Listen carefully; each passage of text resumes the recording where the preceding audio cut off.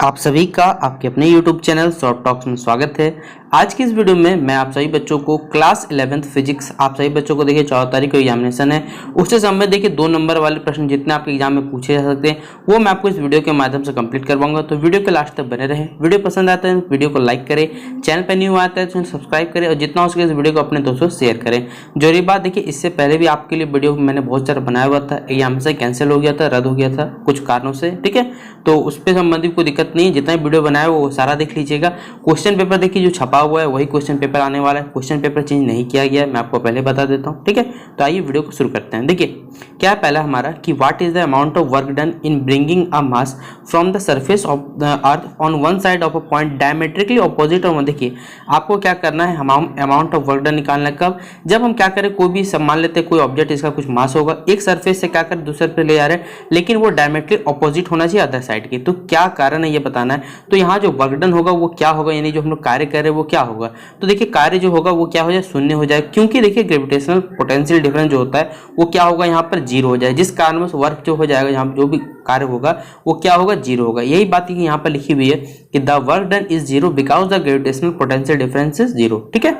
अगला सवाल है हमारा कि name one factor on which the period of revolution of a planet around the sun. देखिए एक हमें इंपॉर्टेंट फैक्टर या फिर कोई भी एक फैक्टर बताना है, कारक बताना है जिस पर निर्भर करता है क्या, रेवोल्यूशन ऑफ जो period of revolution planet around, मतलब कोई सन है प्लैनेट है जो सन के अराउंड का रिवॉल्व कर रहे हैं, रेवोल्यूशन कर रहा है, उसका जो टाइम पीरियड उसका जो पीरियड होता है वो किस पे निर्भर करता है। तो देखिए ये निर्भर करता है हमारा mean distance of the planet, जो मीन डिस्टेंस है वो जो माध्य कह सकते हैं, माध्य जो दूरी है सन और प्लैनेट के बीच में, उस पर ये क्या करता है, डिपेंडेंट रहता है, ठीक है। अगला सवाल है हमारा क्वेश्चन नंबर 3 में कि व्हाट इज जियोडेसिक। देखिए तो जियोडेसिक होता क्या है, ये क्या है, शॉर्टेस्ट डिस्टेंस होता है, कोई भी दो पॉइंट के बीच में जो सबसे छोटी दूरी होती है उसे हम लोग क्या कहते हैं, जियोडेसिक कहते हैं। और नॉर्मल भाषा में अगर आपने पढ़ा होगा तो शॉर्टेस्ट डिस्टेंस बिटवीन टू, सीधा बात है बिटवीन टू पॉइंट्स कह सकते हैं या फिर बिटवीन टू एरियाज, ठीक है, उसे हम लोग क्या जानते हैं, डिस्प्लेसमेंट नाम से जाना जाता है। लेकिन ये जियोडेसिक है, दो पॉइंट के बीच में, दो बिंदुओं के बीच में देखिए जो न्यूनतम दूरी होती है उसे हम लोग जियोडेसिक कहते हैं। अगर कोई विद्यार्थी देखिए अगर फिजिक्स में हिंदी में लिए हुए तो कमेंट बॉक्स में जरूर बताएं, तो मैं ट्राई करूंगा देखिए फिजिक्स, क्योंकि मुझे हिंदी में नहीं आता ज़्यादा, पहले मैं क्लियरफाई कर दूं, इसलिए मैंने अभी तक एक भी वीडियो फिजिक्स का आपको हिंदी में नहीं बताया, क्योंकि फिजिक्स हिंदी में थोड़ा सा कठिन मेरे लिए भी हो जाता है। तो जो भी बच्चे, जितने बच्चे अगर ज़्यादा बच्चे अमाउंट में होंगे तो मैं ट्राई करूंगा कि देखिए सिर्फ ट्राई कर सकता हूँ कि आपसे बच्चों हिंदी में प्रोवाइड कर दूँ, ठीक है। अगला देखिए हमारा क्वेश्चन है कि why is G called universal constant. देखिए जो कैपिटल जी है उसे हम यूनिवर्सल ग्रेविटेशनल कांस्टेंट क्यों कहते हैं, सीधा बात है। तो आप क्लास 9 से ये बात पढ़ते आ रहे हैं हमेशा कि इसका जो वैल्यू है, इसका मान आप कहीं भी लेके चल जाइए हमारे यूनिवर्स में, हर जगह इसका वैल्यू सेम रहेगा। और आप लोग कमेंट बॉक्स में बताइएगा जो कैपिटल जी का जो वैल्यू होता है यूनिवर्सल ग्रेविटेशनल कांस्टेंट का, उसका वैल्यू क्या होता है, साथ ही साथ आप बताइएगा इसका डायमेंशनल फॉर्मूला क्या होता है। ये आपका काम रहा, कमेंट बॉक्स में आपको जवाब देना है। याद रखिएगा ये सवाल आएगा परीक्षा में, बता देता हूँ यहाँ से, क्योंकि ये सब 1-2 नंबर के सवाल पूछे जाएंगे। आपको थोड़ा सा गलती होगा डायमेंशनल फॉर्मूला या फिर आपको जी का वैल्यू दे दिया जाएगा, आप कन्फ्यूज हो जाएगा, इसलिए ट्राई करते रहिए ये सब सवाल, ठीक है।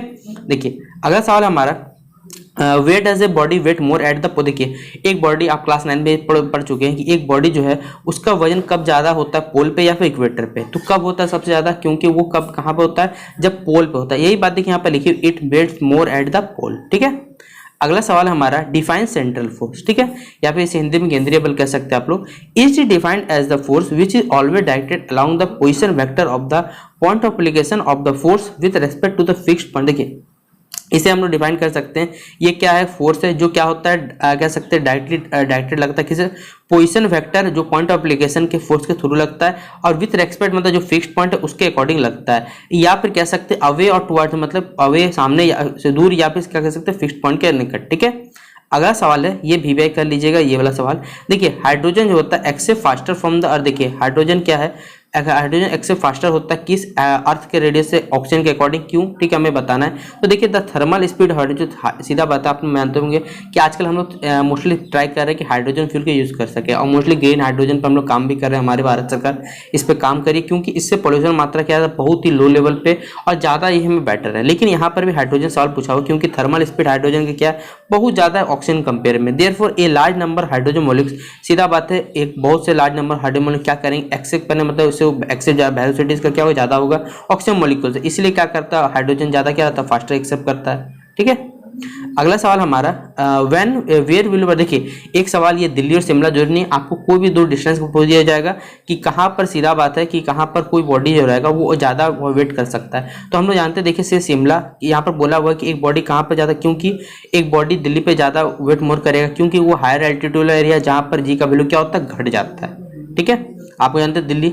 फिर अगला है हमारा on which fundamental law of physics is Kepler's, देखिए केपलर का जो सेकंड लॉ है वो किस पे बेस्ड है, तो याद रखिएगा law of conservation of angular momentum पे क्या है, ये बेस्ड है। देखिए ये सब सवाल VBI करते चलिएगा, बार बार बोलते जा रहा हूँ, ये सब सवाल छोड़ के मत आइए, छोटा सा गलती आप गलती करें। इस चैप्टर में देखिए ग्रेविटेशन का जितना इंपॉर्टेंट सवाल है वो मैं आपको करवा दे रहा हूँ, ट्राई करूंगा देखिए कि आपको एक एक चैप्टर का जितना इंपॉर्टेंट आपको पूछा सकता है वो करवा दूंगा। 5 नंबर का जो भी न्यूमेरिकल वाला सवाल आ सकता है, वो आपको कुछ को डेरिवेशन दिया सकता है, वो भी मैंने देखिए करवाया हुआ है, तो वो सब वीडियो आप लोग देखते चलिएगा। ठीक है, देखिए फिर अगला सवाल हमारा gravitational why is gravitational potential energy, देखिए ग्रेविटेशनल पोटेंशियल एनर्जी नेगेटिव क्यों होता है, because it rises due to the, इसका जो उदय होता है कह सकते हैं किसके कारण होता है, फोर्स जो अट्रैक्टिव फोर्स ग्रेविटेशन कारण होता है, ये जो इसलिए ग्रेविटेशनल पोटेंशियल एनर्जी क्या होता है, नेगेटिव होता है। ठीक है, फिर अगला है हमारा सवाल कि राइट टू के स्टेट, यानी कि देखिए ग्रेविटेशनल फोर्स के या फिर इसे हिंदी में गुरुत्वाकर्षण बल कहते हैं, इसके दो हमें क्या कैसे विशेषताएं बतानी है। तो पहला है तो ये क्या सेंट्रल फोर्स है क्योंकि सेंटर की तरफ फोर्स लगता है इसमें, और ये कंजर्वेटिव फोर्स है, और ये होता है इनवर्स स्क्वायर लॉ को क्या करता है, ओबे करता है, मतलब पालन करता है। और ये क्या यूनिवर्सल लॉ है, इसका जो नेचर होता है वो क्या होता है, अट्रैक्टिव होता है। ये 4 पॉइंट लिख दिए, आपको सिर्फ 2 ही लिखना है क्योंकि देखिए ये 2 नंबर सवाल बोले, ज्यादा बड़ा थोड़ा लिखना चाहिएगा फालतू का। देखिए फिर अगला हमारा why are the space rockets are general, देखिए जो स्पेस रॉकेट्स हैं उन्हें जनरली लॉन्च किया जाता है देखिए वेस्ट से, कुछ कारण है तभी किया जाता है। तो देखिए सिंस द अर्थ, जो हमारा अर्थ का रोटेशन है वो वेस्ट टू वेस्ट है, so when the rocket is launch from west to east the relative velocity, देखिए जब अब हम लोग रॉकेट को क्या करते हैं, वेस्ट टू ईस्ट लॉन्च करते हैं। ठीक है, जो उसका रिलेटिव वेलोसिटी रहता है रॉकेट का वो इंक्रीज करता है ताकि उसे ऊपर उठने में, और इससे क्या होता है हमारा जितना कम जो हमारा फ्यूल का कंजप्शन है, मतलब कह सकते हैं उपभोग करना, वो कम से कम हो पाता है। यही फायदा होता है देखिए जो हमारा, पहले बात याद रखिएगा, तो यही फायदा होता है हमारा। ठीक है, फिर अगला है हमारा कि why there is no atmosphere, देखिए चांद पे कोई भी एटमोस्फेयर क्यों नहीं, कह सकते हैं वायुमंडल या फिर वातावरण क्यों नहीं है, तो चांद का जो एक्सेप्ट वेलोसिटी है, ठीक है हिंदी में क्या कहा जाता है मुझे नहीं पता, एक्सेप्ट वेलोसिटी का वो बहुत कंपेयर में क्या है, कम होता है, is much less than the root mean square velocity of the moon. Therefore जो molecules of the gas except from, जो गैस के मॉलिक्यूल वो क्या एक्सेप्ट कर जाते हैं मून के सर्फेस से, और मैग्नेटिक फील्ड तो क्या रहता है बहुत ही कमजोर है, इसलिए सीधा बात है मून पे कोई भी सर्फेस नहीं है, इसलिए वहाँ मून पे सर्फेस नहीं है, इसलिए मून पे कोई भी एटमोस्फेयर नहीं होता। ठीक है, अगला 14 नंबर सवाल हमारा कि what is Kepler's law of planetary motion, देखिए केपलर्स प्लैनेटरी मोशन क्या है, तो देखिए Kepler's law of planetary motion आपने पढ़े होंगे, 3 लॉ है, पहला है Kepler's first, second, third. First law को बोला जाता है the law of orbit, second को बोला जाता है the law of equal areas, और द पीरियड, द थर्ड को बोला जाता है द लॉ ऑफ पीरियड। याद रखिएगा इसमें से आपको कोई भी दे दिया, सबसे इंपॉर्टेंट केपलर्स सेकंड लॉ है और केपलर्स फर्स्ट लॉ, इसको दे दिया राइट केपलर्स फर्स्ट लॉ, तो इसे अच्छा से लिखिएगा, याद रखिएगा। ठीक है, फिर अगला हमारा रेन ड्रॉप जो होते हैं वो स्पेरिकल ही शेप में क्यों होते हैं ये हमें बताना है। तो देखिए rain drop start to form in जो फॉर्म इनका फॉर्मेशन होता है वो स्पेरिकल स्ट्रक्चर होता है, क्यों, क्योंकि वाटर का जो सरफेस टेंशन के कारण इसमें एक कारण है, जो surface tension is the skin of the body of water, जो सरफेस टेंशन वही क्या कह सकते हैं वाटर का बॉडी में स्किन के रूप में काम करता है, स्किन मतलब उसे क्या देता है, सतह देता है जो मॉलिक्यूल्स को क्या पकड़े हुए रहता है। The cause in the weak hydrogen, ये क्या होता है वीक हाइड्रोजन बॉन्ड की कमी कह सकते हैं कमजोरी के कारण ये जो सरफेस होता है ऑकर होता है किसी में, वाटर मॉलिक्यूल्स में बनता है। ठीक है, तो ये जवाब यहाँ लिखा हुआ था। ठीक है, तो मैंने टोटल देखिए आपको 15 सवाल करवा दिए, जो 2 नंबर के सवाल आपको पूछे जा सकते हैं। अगर आपको ये वीडियो पसंद आता है, दिल से अगर पसंद आता है तो वीडियो को देखिए अपने दोस्तों का शेयर करना ना भूले, उनको जितना हो सके शेयर कर दीजिएगा, अपने व्हाट्सएप ग्रुप पे हाँ शेयर करिएगा, पसंद आता तो ही, नहीं पसंद आता डिसलाइक का बटन आपके पास, डिसलाइक का बटन पे क्लिक कर दीजिएगा। ठीक है, जैसे आपकी इच्छा।